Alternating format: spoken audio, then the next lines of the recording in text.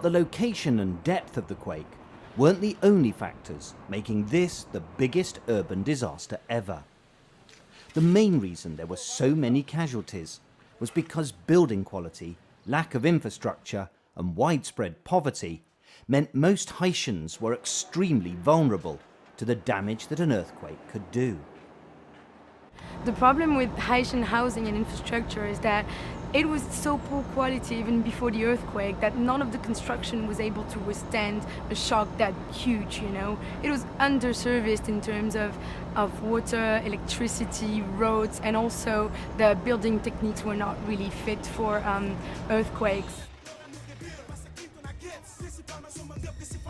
But one of the reasons that the buildings are such poor quality is that there simply aren't the resources to build better ones.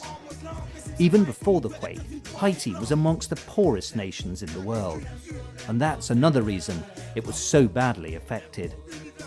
Drive round the streets of Port-au-Prince, and it won't take you long to realise that you're in one of the poorest countries in the world.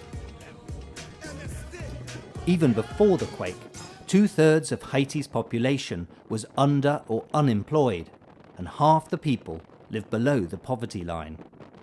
And that meant when the quake struck, they had little or no resources to help them through the crisis.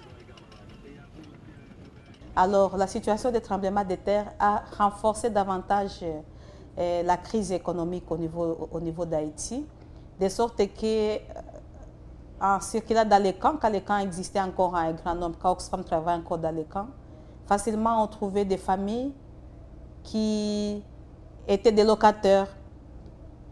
Ils vivaient très difficilement pour arriver à payer les loyers. Ils avaient des difficultés à envoyer les enfants à l'école. Ils avaient des difficultés de se trouver même à manger.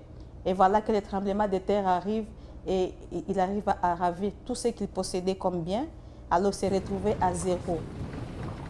But it's not just ordinary people who lacked resources to deal with the quake. Keep driving around the city and you'll see a lot of the roads don't have tarmac. They're just rough tracks. Most of the time, there's sewage lying around too. Every few minutes you'll come across a truck carrying drinking water. It's because there's no piped supply network. The government has so little money, there are few services supplying water, electricity or transport here, what we call infrastructure. What infrastructure there is in a very poor state of repair. Haiti's emergency services are also poorly equipped, and in the aftermath of the quake, it was extremely difficult for them to move around. But lack of government resources isn't just a recent phenomenon. For over 300 years, Haiti's been ruled by a succession of colonial powers, brutal dictators, and military regimes.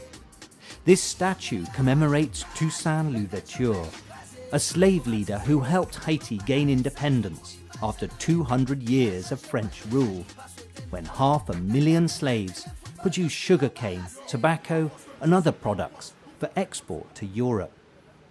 Today, few of the colonial buildings remain, but the economic impacts are still very present. Despite gaining independence from the French in 1804, the Haitian government was forced to pay 90 million gold francs in compensation. It took until 1947 to clear the debt, and it's meant there's been little or no money to develop the country's own infrastructure and economy.